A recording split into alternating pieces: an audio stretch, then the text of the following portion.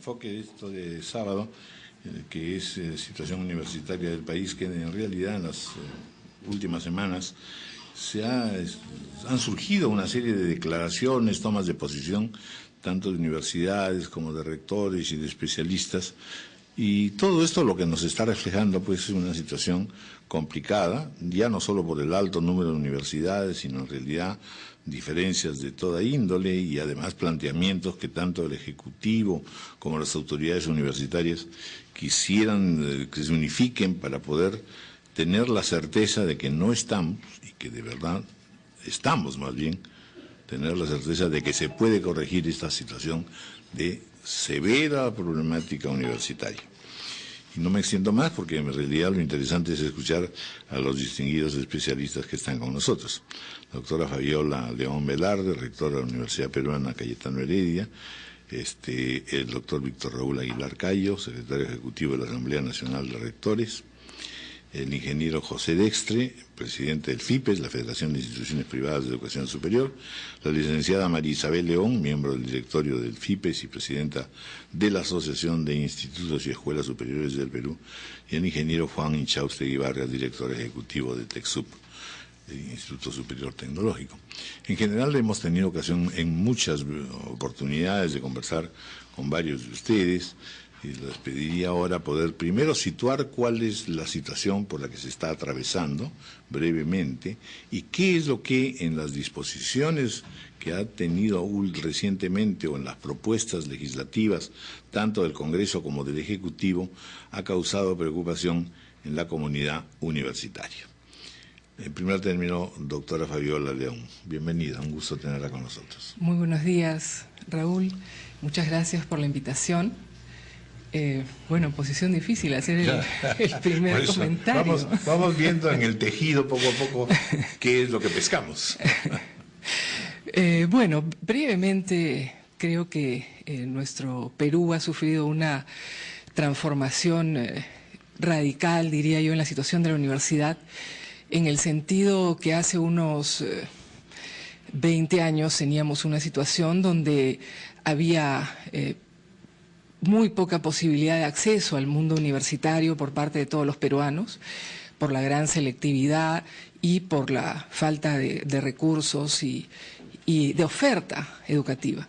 Hoy en día, tal vez hemos pasado al extremo opuesto, tenemos una enorme oferta educativa, yo diría que diferentes tipos de calidades de oferta educativa, pero tenemos una gran oferta. Entonces, a mí me parece que esa es una excelente oportunidad para el Perú, tener esta gran diversidad, pero que tenemos un trabajo importante por hacer por el aseguramiento de la calidad. Nosotros estamos trabajando intensamente por eso y pensamos que todas las instituciones, hoy en día más de 70 universidades aceptadas por la Asamblea Nacional de Rectores, entiendo que ya estamos llegando a 150 que están pidiendo ser universidades, sin duda hay un tema de calidad que en el que debemos ser muy cuidadosos.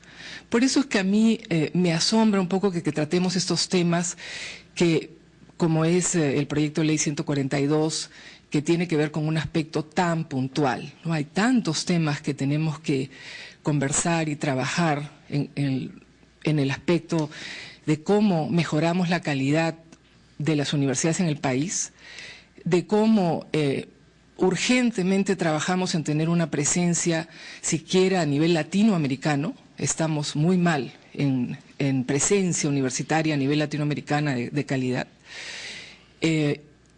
Aspectos que estamos trabajando en conjunto muchas universidades. Entonces, por eso, este aspecto tan puntual que tiene que ver con un tema que solamente toca a algunas personas, que son los morosos que seguramente no quieren serlo, se trate como un debate que se pone en el escenario nacional cuando hay otros tan importantes, ¿no? Llegando al punto concretamente, creo que es un falso problema. Las universidades privadas, en mi caso, en el caso de la Universidad Cayetano Heredia, sin fines de lucro, tenemos muchas otras maneras de que aquellos estudiantes sin recursos, pero que apuestan por nuestra universidad, puedan seguir en ella. Tenemos muchas herramientas para que eso sea posible, pero finalmente es un contrato. La matrícula es un contrato entre una persona adulta que decide tomar la decisión de entrar a una universidad privada y tiene que cumplirlo, porque así ejercemos pedagogía ciudadana. En ese sentido, ahí me quedo, creo que términos muy grandes. Y es una pregunta breve, que digamos, estamos tomando un poco el rábano por las hojas, ¿no es cierto? Una cosa pequeña, algo más importante. Pero la pregunta es, ¿siente usted que el gobierno está tomando cartas en el asunto de una manera más integral?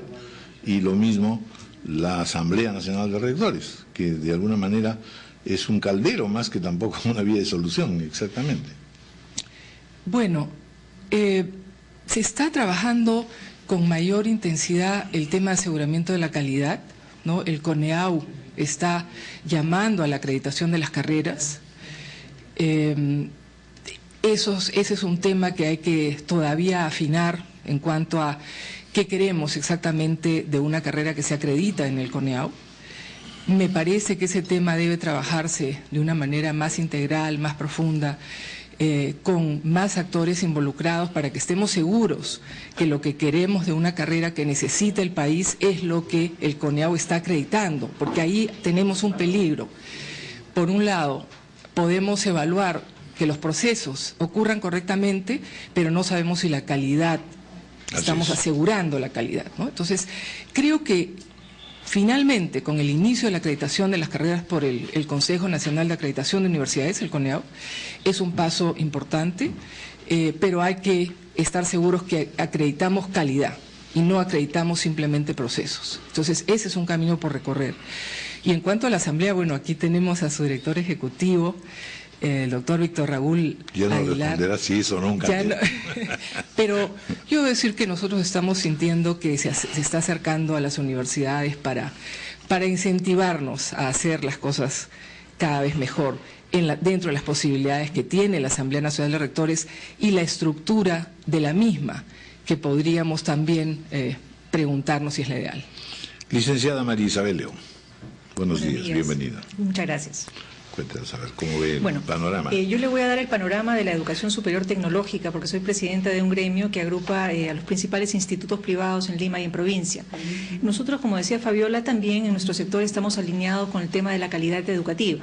Apostamos por ofrecerle a la sociedad servicios de buen nivel, y hemos ingresado ya al proceso de acreditación de manera conjunta, todos los asociados del gremio que represento, ante el CONEACES, que es el órgano operador de la acreditación de la calidad. En referencia a este proyecto 142, que ha sido realmente una sorpresa para toda la comunidad educativa, permítame decirle que no contribuye justamente con estos temas de propender por la calidad educativa. Al igual que Fabiola, opino que se está poniendo en el tapete de la discusión pública un tema que es de minorías. Yo lo voy a situar en un escenario estadístico para ver el volumen de población del que estamos refiriéndonos. La educación superior en general en el Perú abarca aproximadamente a 1.146.000 estudiantes. De este porcentaje hay un 70% aproximadamente que va a la universidad tanto pública como privada, y el restante va a institutos superiores públicos y privados. Entonces, esta ley que pretende de alguna forma proteger los derechos, como he escuchado yo en diferentes opiniones de diferentes personas, derechos fundamentales de las personas, que no son tales porque la Constitución los considera derechos sociales en realidad, como lo son el trabajo y la salud, puedan ser protegidos. Entonces, se hace una ley que a todas luces tiene nombre propio y que la Constitución no permite. Las leyes en este país deben ser hechas por la naturaleza de las cosas y no por la diferencia de las personas. En este caso, se está legislando para favorecer a un 5% de la población, que en números significa alrededor de 56.000 estudiantes. Entonces, yo me pregunto si no se han dado cuenta los señores congresistas que tienen en sus manos el debate de nuestras normas que van a afectar en este tema vital de la educación, que no van a solucionar con esta ley un problema de un 5% de la población morosa, sino que van a crear un problema mayor, porque ahora, con esta ley, el 100% de los estudiantes va a tener carta blanca para diferir sus pagos en los lapsos de 6 meses que duran los semestres de estudio. Esto es inviable por donde lo vean, o sea, puede ser un servicio esencial, la educación, pero los centros educativos tenemos obligaciones que cubrir también, tenemos obligaciones sociales que cubrir con nuestro personal, con nuestros profesores, con nuestros proveedores, y nos vamos a ver impedidos de hacerlos en razón a esta ley. Es nuestra gran preocupación. Ingeniero Juan Inchaustegui Vargas, bienvenido. Gracias, Raúl, encantado de estar acá. Con usted hemos tenido ocasión de conversar muchísimas veces sobre este tema educativo, y en realidad lo que vamos viendo es que la mayoría de las veces se trata de atacar un aspecto puntualmente y no se tiene una visión de conjunto y una política que sea más clara. Es muy bueno lo que tenemos, oferta, pero muy malo dentro de esa oferta el contenido profundo, por lo menos preocupante, digamos. Y está también el desafío que usted tantas veces ha remarcado de poder tener un desarrollo conveniente en lo tocante a ciencia y tecnología. Es decir, tenemos déficits, tenemos un alto número de universidades, de profesores, de especialistas, de teóricos y también de periodistas, que todos los días opinamos sobre esto, y sin embargo no pareciera el Perú tener un rumbo trazado más o menos cierto, más o menos posible. Bueno, el tema es, como ha dicho Fabiola y también la doctora María Isabel y usted mismo, Raúl, bien complejo. En realidad, si pretendiéramos mirar todo, creo que nos daría para toda la mañana y más aún. Pero en general, tu aproximación es correcta, es decir, hay una problemática muy importante que enfrentar. Hay la necesidad de hacer cambios en algunas cosas, pero también ha habido una evolución, como ha dicho la doctora León Velarde, que tiene ángulos positivos que hay que rescatar. Si es cierto que hay una evolución de oferta educativa muy importante, hay cobertura educativa bastante importante, casi completa en la educación básica. En la educación universitaria y en la superior hay también una oferta mucho mayor que antes. Desde la ley universitaria del año 83 se ha producido este fenómeno. Entonces el problema esencial ahora es la calidad y la acreditación de esa calidad, y la transparencia para que la sociedad pueda percibir cuál es la calidad de esa educación que se está ofreciendo. Eso ocurre en las sociedades modernas, donde existen métodos para conocer qué tipo de educación se está prestando, a través de qué, a través, por ejemplo, de la empleabilidad de los egresados de las instituciones educativas, de los logros de cada institución. Cuando esto se hace transparente a la sociedad, entonces los usuarios pueden escoger. En ese escenario, cuando hay una oferta muy grande, entonces automáticamente se produce una suerte de categorización. Los más eficientes, los que logran los mejores resultados en empleabilidad, los que logran el mayor prestigio de investigación, los que aportan a la sociedad soluciones, esas universidades y esas instituciones en todo el espectro de la educación se van destacando y van captando, digamos, el mejor talento, y a su vez tienen también derecho a ofrecer oportunidades y a también recibir contraprestaciones razonables. Ahora, en el Perú, si pretendemos modificar todo con una nueva ley universitaria general, cometeríamos un error. Yo creo que, además, eso requiere un consenso político que solo se obtiene al inicio de gobiernos que entran con una gran fuerza. Eso pasó el año 83, después de 2 años de discusión, y gracias a Antonino Espinosa Laña y otros personajes expertos en educación se hizo esta ley. Esa ley abrió, por ejemplo, la educación superior tecnológica, ¿no?, que fue una oportunidad que hoy día representa una parte importante en la educación superior, lamentablemente maltratada porque se llama educación superior no universitaria, con un sentido discriminativo que no existe en otros países. Hay que cambiar eso y dar una nueva ley de educación superior general. Yo creo que se podría emplear varios caminos. Uno sería formular una ley de definición de principios muy general, que entiendo es la propuesta actual del Consejo Nacional de Educación. Una ley general de educación superior, donde se evite esa discriminación en la educación tecnológica, se integre para que haya posibilidades de paso y de flexibilidad entre unas y otras formas de educación, y se haga todo esto en un árbol que además sea análogo o correspondiente a lo que ocurre hoy día en el mundo externo. El acuerdo Boloña en Europa, ¿no? Y la racionalización de todo lo que son los criterios de homologación de carreras, porque así un profesional de nuestra universidad, buena o mejor acá, puede competir y trabajar en cualquier otro país porque hay esa homologación. Pero bueno, para no perdernos en esos detalles, en vez que ir por ahí en pensar una solución general, se van a buscar una solución absolutamente populista que no tiene ninguna racionalidad, que es un absurdo, por la cual se dice simplemente, no, todos tienen que tener derecho a la educación y nadie puede ser afectado porque tenga una situación económica desfavorable y no pueda pagar. Eso es una barbaridad. Me temo que aquí todo el Congreso que ha votado en mayoría esto ha cometido un error por ese exceso populista de decir que están ayudando a la ciudadanía a ejercer ese derecho a la educación, cuando en realidad no puede darse una definición de ese tipo. En realidad es un derecho, pero es el Estado el que tiene que cumplir con que ese derecho se preste. ¿Cómo? Ofreciendo educación adecuada a través de sus instituciones o subvencionando, como dice la propia Constitución. En este caso el gobierno ha hecho cosas interesantes. Ha creado el programa de Beca 18, por ejemplo. Es un buen programa, ha permitido o está permitiendo a los alumnos estudiar. Está haciendo también esfuerzos para que haya en la educación básica programas semejantes. Y además, y aquí termino, Raúl, porque el problema es muy largo, se critica que la educación se ha convertido en un campo de negocios. Y a pesar de que nosotros en la institución que yo presido, que es el TECSUP, somos una institución de educación superior sin fines de lucro, y en la Universidad de Ingeniería y Tecnología UTEC que estamos impulsando, estamos creando una institución ya creada sin fines de lucro. No obstante eso, yo reconozco, como es natural hacerlo, que debe existir pluralidad y que el decreto legislativo 882 que creó la opción de educación con fines de lucro ha permitido una oferta tan grande como la que hemos comentado. De manera que, si tiene algunos rangos o algunos elementos negativos, no es mala. Ese decreto legislativo ha abierto esa opción, porque dentro del propio 882 se puede hacer educación superior sin fines de lucro, o se puede optar por crear una empresa para educar. Hoy día, y ahora sí termino, hoy día la educación, por ejemplo, básica, en los colegios, hasta hace unos 20 años, apenas la oferta educativa privada en educación básica era 5%.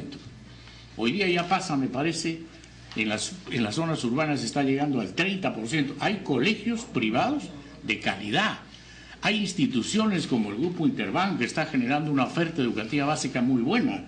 Entonces, esos logros no hay que tirarlos abajo con una barbaridad, con muestra de decir, no pagan, y el que no paga tiene derecho a seguir estudiando, completar el periodo. Eso es simplemente populismo barato. Directamente, ingeniero Juan Inchausti, ha tocado usted un tema que lamentablemente no vamos a poder abordar acá, pero que es fundamental, porque también lo estamos viendo en salud, ¿no es cierto? La posibilidad, el interés, la confluencia en una alianza público-privada para poder avanzar en muchos de estos temas. Señor doctor Víctor Raúl Aguilar, bienvenido, gracias por estar con nosotros. Muy buenos días, don Raúl, y de igual manera a las distinguidas personalidades invitadas. Cuéntanos un poco, a ver. Yo he hablado del caldero, de repente usted me corrige, de la Asamblea Nacional de Rectores. Más bien quisiéramos que se traten estos aspectos, no solamente en forma esporádica, sino en forma permanente, porque muchas veces nos extrañamos de que un tema tan delicado, tan grande como es la educación, no se le dé muchas veces la importancia del caso. En el sistema universitario tenemos en estos momentos 76 universidades institucionalizadas, ¿no? De las cuales más o menos 30 son universidades públicas y las demás son universidades privadas. Las realidades son totalmente diferentes. En cuanto a la universidad pública, debo yo indicar que, como haber sido incluso rector de la Universidad Nacional San Antonio Abad del Cusco, vemos pues que el Estado lamentablemente no presta el apoyo, la atención que el caso requiere. Cada día, cada año se ve que los presupuestos, en lugar de aumentar, bajan, lo que determina pues que no se atienda como debe ser la problemática universitaria. Sin embargo, frente a la realidad mundial no estamos ajenos. Fíjese, con motivo del advenimiento del siglo XXI, en París se lleva el denominado evento del siglo, donde participan alrededor de 4.000 académicos, entre ministros de educación, rectores, vicerrectores, grandes personalidades académicas, etc. Y este evento gira en torno a 3 ejes fundamentales: la pertinencia, la calidad y la internacionalización. La pertinencia fundamentalmente está referida al hecho de que es la investigación el soporte de la universidad, o debe ser el soporte. La investigación no solamente para desarrollar la ciencia, la tecnología, sino fundamentalmente también para coadyuvar, especialmente en países no desarrollados, ¿no?, con proyectos que coadyuven a salir de esa situación en el entorno social donde se desenvuelve la universidad. Y por supuesto, la investigación fundamentalmente pues a desarrollar la ciencia y el conocimiento. La calidad en todo sentido, tener una docencia capacitada, tener infraestructura, equipamiento, bibliotecas actualizadas, modernizadas, etcétera, etcétera. Y finalmente, el conocimiento ya no es pues aislado, sino debe compartirse, especialmente con los países, digamos, desarrollados y aquellos que no son desarrollados. Y de ahí que, justamente a partir de este evento, las universidades del mundo, especialmente las franqueadas, han comenzado a abrir sus puertas a través de grandes proyectos que, por ejemplo, la UNESCO ha venido, digamos, apoyando. Entonces, en este sentido, consideramos pues nosotros que se debe enfocar la problemática universitaria del país, y esta nueva gestión, encabezada por el doctor Orlando Velázquez, consideramos que estamos cumpliendo esas grandes recomendaciones, porque no es producto de una universidad ni de un país, es producto de un análisis que se ha llevado a cabo, ¿no?, allá en París en el año 1998. Fíjese, solamente hablando de investigación, doctor Raúl, señor Raúl, pareciera de que en alguna manera nos hubiéramos puesto de acuerdo. El gobierno central ha creado una comisión consultiva de ciencia y tecnología, que ha presentado un plan de trabajo, ha venido a la Asamblea Nacional de Rectores, la ha expuesto. Este año, a partir de este año, el Congreso ha comenzado a hacer funcionar la Comisión de Ciencia y Tecnología. Este año la Asamblea Nacional de Rectores ha creado la Dirección General de Investigación. Este año el Ministerio de Relaciones Exteriores ha creado la Dirección General de Investigación. Prácticamente este año vemos cómo al llamado que se está haciendo y al trabajo que se está haciendo, 4 universidades han creado sus vicerrectorados de investigación, sumándose a los 14 que habían. Es decir, en estos momentos de las 76 universidades, ya 18 cuentan con vicerrectorados de investigación.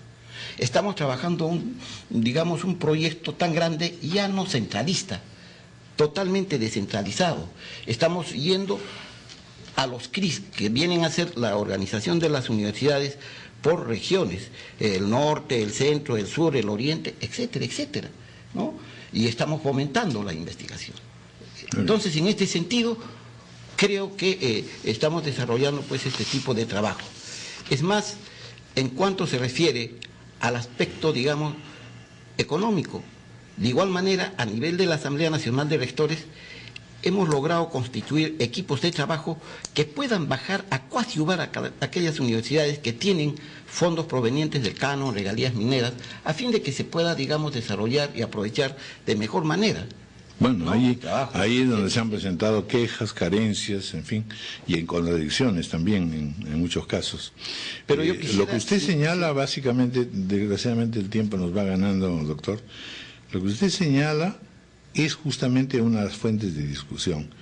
Todo el relato que usted ha hecho, y con todo respeto a mí, me da la impresión de que en el fondo estamos creando una meritocracia, una burocracia, todos, así como se crean oficinas de inclusión social a todos los niveles ahora, pues la moda, exactamente tenemos centros de investigación, instituciones que sin embargo no pueden del todo todavía encaminarse, pero en fin, lo dejo planteado para una segunda vuelta, si es que nos da el tiempo. Ingeniero José Dextre, bienvenido también, por supuesto.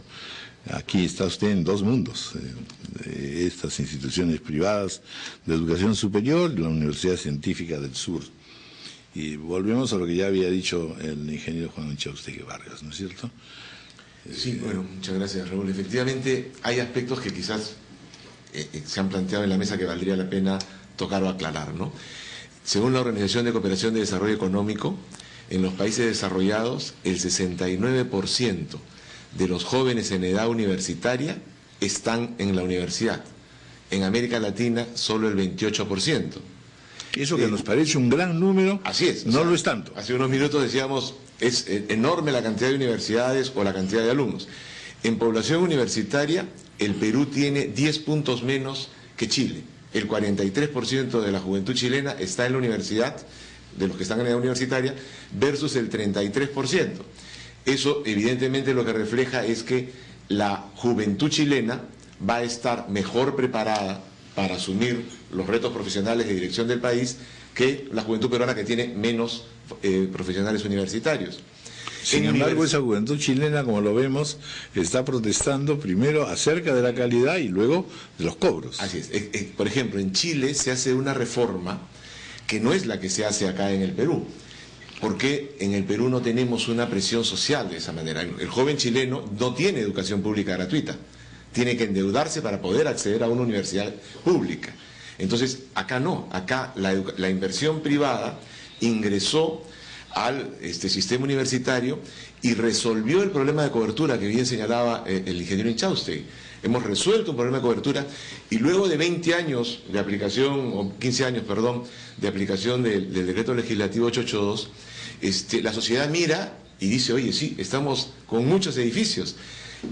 ¿Qué significa ello? Que hemos resuelto el problema de cobertura, que la competencia, que es otro elemento importante, propició que las universidades antiguas también se modernizaran. En los últimos años hemos visto a las universidades como la de Lima, la Pacífico, la Cayetano Heredia, que en lo que es un elemento normal de competencia que produce calidad, renuevan su parque, su infraestructura educativa.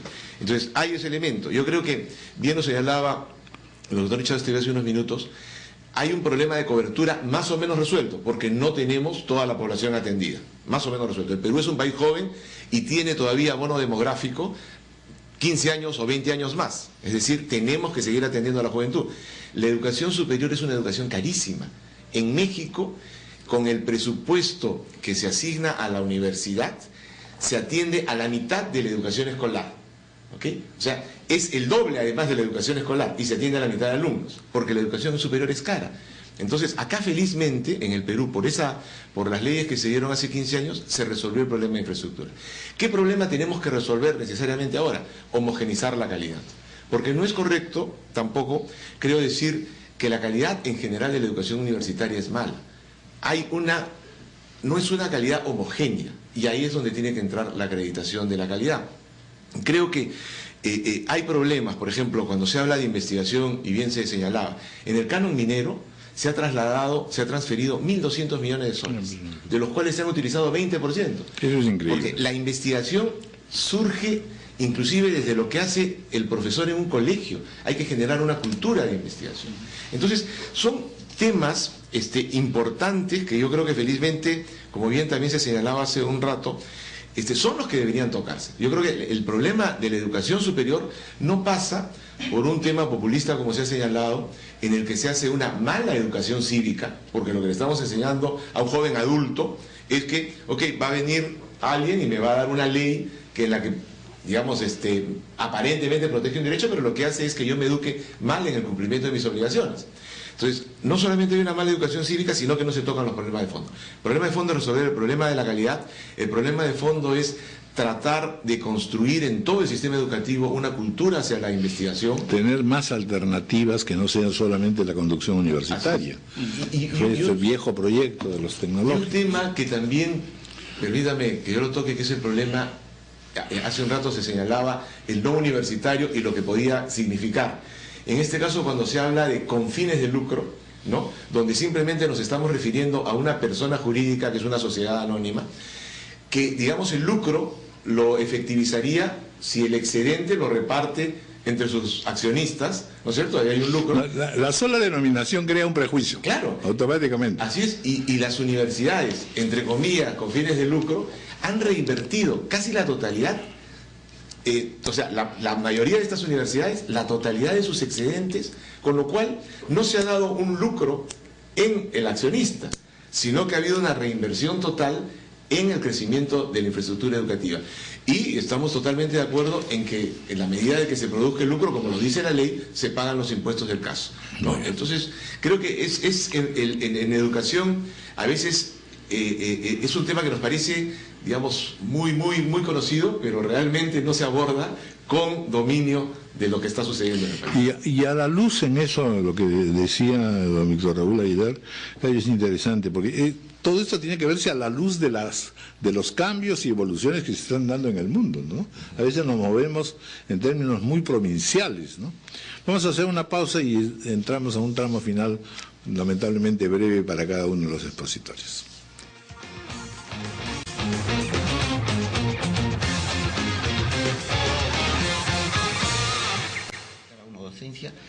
Presupuestos no tenemos, no nos habilitan, la famosa, digamos, nación de los cánones. Si usted supiera la realidad, de repente recién podría cambiar de concepción, porque dicen alegremente, no, muchas veces, de que se ha dado tantos millones.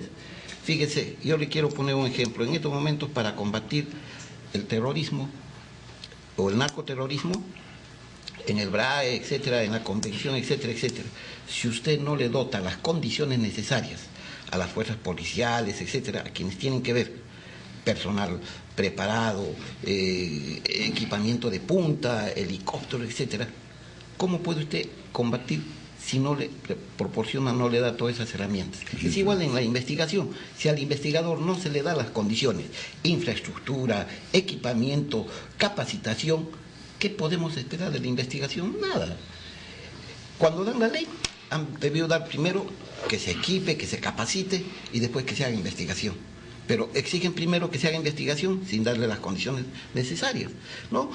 Dan una serie de dispositivos que, por ejemplo, un proyecto de investigación debe seguir el mismo curso que el SNI. Para el curso del SNI se demoran 6 meses, 7 meses, 8 meses. Los rectores hemos tenido que venir acá durante casi 2-3 años para pedir que se modifique la ley. Se modifica en parte, se dice utilicen el 30%. ¿Cuándo dan este dispositivo? Dan en el mes de noviembre o diciembre, pasa 2 meses, al siguiente año dan otro dispositivo que dejan sin efecto. Esa es la realidad. O sea, no hay pues esa libertad plena de poder dejar a la universidad que pueda ejecutar. Ahora, el investigador en la universidad, ¿usted cree que un docente, estoy hablando del año 2008, 2009, 2010, prácticamente hasta ese año, que ganaba 1.700 soles, con grado de doctor, magíster, PhD, etcétera, si no se le incentiva económicamente, ¿qué investigación va a hacer? O que incluso hasta la propia docencia, es terrible, ¿no? Entonces, muy bien, doctor. Todo esto pues significa que realmente tenemos que hacer un mayor análisis de la universidad pública, ¿no? En tanto que una universidad privada que, digamos, por el hecho de captar sus recursos, ellos disponen de la mejor manera, tanto para infraestructura, claro, equipamiento, etcétera, etcétera. Muy bien. Doctora Fabiola León Bedard. Bueno, creo que todo lo que se ha estado hablando aquí da cuenta que lo que se está tratando en esa ley es un tema absolutamente marginal, ¿no? Y que esperamos que simplemente se encarpete, se quede por ahí, la verdad, porque creo que eso no es lo sustantivo ni el debate público que deberíamos estar teniendo. Es un proyecto para las tribunas. Sí, la verdad es que sí, porque cuántas... Pero lo peligroso es que suplanta otros temas exacto, básicos, ¿no? Como muchos temas ocupa un lugar en el debate público que no es el que debería estar ocupando, y creo que todos lo que hemos expresado aquí da cuenta de eso, ¿no? Yo quiero hacer 3 comentarios sobre la pregunta, que es dónde deberíamos centrarnos. Creo que el tema del presupuesto, el tema de cómo financiamos la educación superior, sin duda no es banal, ¿no? Por ejemplo, tomar una decisión muy clara sobre ese aspecto. Vamos a tener universidades públicas donde la educación sea sin costo alguno. Tiene eso sentido cuando hay estudiantes que pueden pagar. Podríamos ir a un sistema donde pague el que puede pagar. No, y es una ficción porque en realidad no es financiable en ningún caso. Así es decir, el Estado solo no puede asumirlo. Exactamente. Entonces, ese es un gran debate que no se ha dado. El tema del crédito universitario.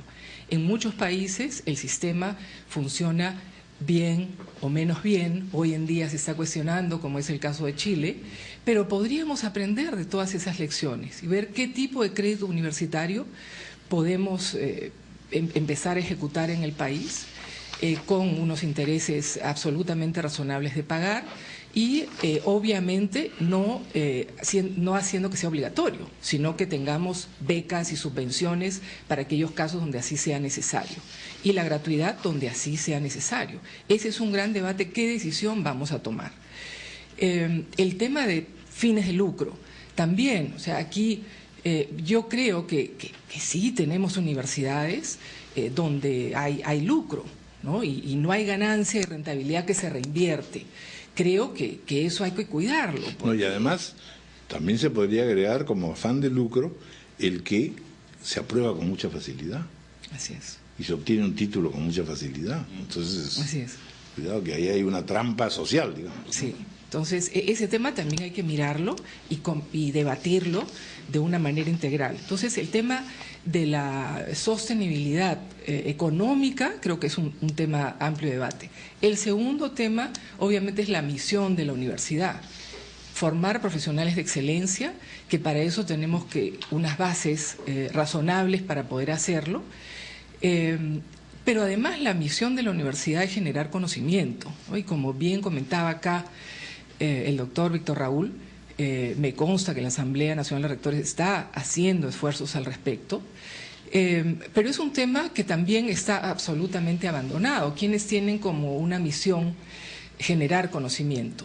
Yo entiendo que no todas las universidades tienen por qué tener eso como misión. Hay universidades que forman profesionales y esa es su misión. Pero no puede ser que tengamos tan pocas universidades de investigación en el país. No puede ser que una sola universidad aparezca en el ranking de las 100 universidades latinoamericanas de investigación. Entonces, eso también hay que corregir. No tenemos investigadores. Cuando preguntan cuántos tenemos, el Consejo Nacional de Ciencia y Tecnología dice más o menos 1000, que es 10 veces menos que Chile, 20 veces menos que Argentina, 100 veces menos que Brasil. Pero no los tenemos. ¿Dónde hay una universidad que dice, estos son mis investigadores? No lo puede decir porque no tiene manera de subvencionar a esos investigadores. Nosotros lo hacemos en Cayetano Heredia con mucho esfuerzo, subvencionamos horas de investigación, pero eso también tiene sus costos, ¿no? Entonces, el tema de la investigación y generar conocimiento cuando, como comentabas, que en las otras universidades ya tienen la tercera misión, que es aprendizaje continuo, responsabilidad social e innovación. Muy bien. Marisabel León. Bueno, yo en el tema de la educación superior tecnológica, obviamente estamos involucrados en el tema de calidad, pero también en el tema de alinear la oferta con la demanda, que es algo que se escucha últimamente, que las empresas manifiestan que no hay mano de obra calificada. Yo quiero exponer también que en lugar de que el Congreso se ocupe de leyes como este proyecto 142, que son absolutamente demagógicos y se han aprobado en una velocidad increíble, nos hemos demorado 5 años en tener una ley de institutos y esto se ha aprobado en menos de 1, tratar de hacer, de eliminar las barreras burocráticas que tenemos los institutos frente al Ministerio de Educación que nos impiden ofrecer carreras nuevas y que demanda el mercado y el mundo globalizado. Yo les explico que para que una institución privada pueda solicitar una autorización de una carrera nueva al Ministerio de Educación, pueden pasar lapsos de 1 año hasta 2 años hasta recibir la aprobación del Ministerio de Educación. Esto significa que si el mercado laboral requiere a un profesional hoy, nos vamos a demorar 5 en ofrecérselos en las puertas de sus empresas. 2 años de burocracia para aprobar las carreras nuevas, que debería ser inmediato, más los 3 años de formación. Entonces yo creo que aquí hay que... Demora tanto como una revocatoria. Es una barbaridad, es una barbaridad. Cuando esto debería ser libre, digamos, para que las entidades, de acuerdo a su autonomía académica, puedan ofrecer lo que el mercado demanda de manera inmediata, sin estas trabas burocráticas. De acuerdo. Ingeniero Juan Inchausti. Bueno, hay muchísimos temas que han no, ya el tiempo nos tiene... Es muy difícil sintetizar, pero por tomar algunos importantes, yo creo que la misión de la universidad tiene que ser bien claramente definida. Yo creo que se puede intentar dar una ley de educación superior genérica que tenga unas cuantas definiciones principistas y que deje a la elaboración de todo un desarrollo, como una constitución organiza un Estado, una nación, y de ahí se derivan las leyes de esa misma manera. Definiciones fundamentales, por ejemplo, una sola educación superior, una sola, con todas las ramas posibles debidamente articuladas. Eso debería estar puesto en esa ley de educación superior. Puesto en esa ley de educación superior debería de estar: las universidades no dan títulos al nombre de la nación. Esto es desde luego un desafío, pero bueno, pues hay que implementarlo, o por lo menos establecer un plazo. Ni tampoco los institutos. Cosas tan puntuales como esas que pueden representar cambios verdaderos, y no irse al extremo de decir todo el mundo se puede educar y no pagar, lo cual es una barbaridad. Ahora bien, junto con estas cosas, y hablando de principios o de detalles, hay que manejar el tema de la calidad. El tema de la calidad es importantísimo. Es decir, la acreditación es fundamental, y la acreditación, pero no solo ejercida por una institución estatal, porque eso también es peligroso, es crear una burocracia proclive a ser rápidamente absorbida por la corrupción o ponerse a servicio de determinadas fuerzas e influencias de poder. Una acreditación abierta a la fuente internacional de acreditación, debidamente controlada, y una transparencia para que todas estas cosas sean conocidas por la sociedad, para que se rinda cuentas, el famoso término de la contabilidad, o sea, dar cuenta de lo que se está haciendo. Eso es fundamental. Si no se hace esto, yo creo que en el país no vamos a tener un cambio en la educación superior. Pero finalmente quiero decir, yo soy optimista, no obstante esta realidad. Hay una oferta en abundancia, como ha dicho el doctor Dextre, todos hemos concordado acá. Hay que hacer un esfuerzo en calidad. Hay muestras evidentes de progreso en puntos importantes, tal vez pocos, pero ya las hay. Hay un FINCIT que acaba de lograr la aprobación de un crédito de $100 millones para investigación, que ha hecho en su FINCIT un gran esfuerzo de aplicación de fondos concursables, donde han concurrido universidades, las más destacadas del Perú, y han logrado proyectos de investigación asociados con empresas. Eso, ahora multiplicado estos $100 millones, va a dar una demanda, va a impulsar la demanda y la alianza con los sectores productivos, que es lo que necesita hacer la universidad para no ser una torre de marfil que reclama leyes. Y terminando, y con todo respeto al doctor Víctor Raúl, la universidad debe ser más bien parte de un sistema general en esa ley universitaria, y la universidad, la educación superior, en este momento mal llamada no universitaria, debe de tener más agilidad y más libertad, y la universitaria debe tener más control. Así es. En una suerte de superintendencia general de educación superior que vigile todos los procesos en igualdad de condiciones. Ingeniero José Dextre. Muy rápidamente, yo creo que como en todo, mantener lo bueno. ¿Qué es lo que se ha hecho bien? Lo que ha producido el desarrollo de la educación superior en términos de cobertura, que está en la Constitución y que dice que hay que promover la inversión. A las asociaciones, a las universidades que son asociaciones sin fines de lucro, la Constitución le genera la exoneración del impuesto a la renta. A las societarias le dio, en la medida que reinvierte, le dio el crédito. Si no reinvierte, paga su impuesto. Yo creo que eso ha sido positivo, porque siempre, o sea, lo que el Perú aspira, y por eso está en la Constitución, es a tener una educación de muy alta calidad. Entonces hay que estar renovando permanentemente equipamiento, hay que estar renovando permanentemente la infraestructura, hay que hacer investigación. Las leyes de promoción a la inversión privada en educación deben exigirle a las instituciones universitarias, que creo que eso es lo que habría que corregir, ¿no?, en la ley, exigirle a las instituciones universitarias que el dinero que se reinvierte vaya específicamente a equipamiento para el tema docente, que el dinero que se reinvierte vaya exclusivamente para infraestructura, para investigación, para promover la calidad. Creo que esos son los temas que la ley anterior no, digamos, fiscaliza adecuadamente, y que generan los malos ejemplos dentro de la educación superior. Creo que en el tema de la acreditación, de igual manera coincidimos, y creo que tienen que haber indicadores. Por ejemplo, a nosotros nos complace en el examen nacional de medicina, que se da todos los años, hay todos los internos, y bueno, eso genera una competencia, y están los alumnos de Cayetano, los alumnos de científicas de otras universidades peleando por destacar. Esos indicadores también son importantes para demostrar la calidad educativa. Muy bien. Bueno, son las 10:03. Nos hemos tomado un tiempito para los diálogos de fe, pero muchísimas gracias. La verdad que ha sido, yo creo, muy ilustrativo y muy útil. Vamos a continuar con el tema, efectivamente, porque solamente hemos hecho una primera peinadita, digamos. Muchas gracias. Muchas gracias. Gracias.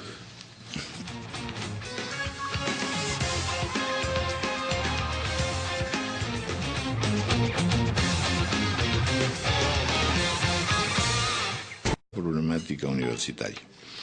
Y no me extiendo más porque en realidad lo interesante es escuchar a los distinguidos especialistas que están con nosotros. La doctora Fabiola León Velarde, rectora de la Universidad Peruana Cayetano Heredia, el doctor Víctor Raúl Aguilar Cayo, secretario ejecutivo de la Asamblea Nacional de Rectores, el ingeniero José Dextre, presidente del FIPES, la Federación de Instituciones Privadas de Educación Superior, la licenciada María Isabel León, miembro del directorio del FIPES y presidenta de la Asociación de Institutos y Escuelas Superiores del Perú, y el ingeniero Juan Inchaustegui Vargas, director ejecutivo de TECSUP, el Instituto Superior Tecnológico. En general hemos tenido ocasión en muchas oportunidades de conversar con varios de ustedes. Y les pediría ahora poder primero situar cuál es la situación por la que se está atravesando brevemente y qué es lo que en las... Por la Asamblea Nacional de Rectores, entiendo que ya estamos llegando a 150 que están pidiendo ser universidades. Sin duda hay un tema de calidad que debemos, en el que debemos ser muy cuidadosos. Por eso es que a mí me asombra un poco que tratemos estos temas que, como es el proyecto de ley 142, que tiene que ver con un aspecto tan puntual. ¿No? Hay tantos temas que tenemos que conversar y trabajar en el aspecto de cómo mejoramos la calidad de las universidades en el país, de cómo urgentemente trabajamos en tener una presencia siquiera a nivel latinoamericano. Estamos muy mal en presencia universitaria a nivel latinoamericana de calidad. Aspectos que estamos trabajando en conjunto muchas universidades. Entonces, por eso, parte de todos los peruanos, por la gran selectividad y por la falta de recursos y de oferta educativa. Hoy en día, tal vez hemos pasado al extremo opuesto, tenemos una enorme oferta educativa. Yo diría que diferentes tipos de calidades de oferta educativa, pero tenemos una gran oferta. Entonces, a mí me parece que esa es una excelente oportunidad para el Perú, tener esta gran diversidad, pero que tenemos un trabajo importante por hacer por el aseguramiento de la calidad. Nosotros estamos trabajando intensamente por eso y pensamos que todas las instituciones, hoy en día más de 70 universidades aceptadas. Disposiciones que ha tenido recientemente o en las propuestas legislativas, tanto del Congreso como del Ejecutivo, ha causado preocupación en la comunidad universitaria. En primer término, doctora Fabiola León, bienvenida, un gusto tenerla con nosotros. Muy buenos días, Raúl. Muchas gracias por la invitación. Bueno, posición difícil hacer el primer comentario. Vamos viendo en el tejido poco a poco qué es lo que pescamos.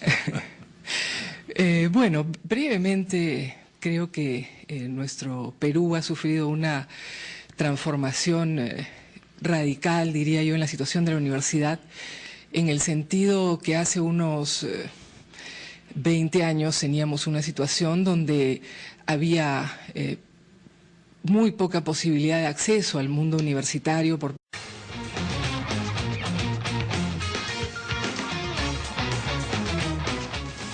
Hablábamos para el enfoque de esto de sábado, que es situación universitaria del país, que en realidad en las últimas semanas han surgido una serie de declaraciones, tomas de posición, tanto de universidades como de rectores y de especialistas.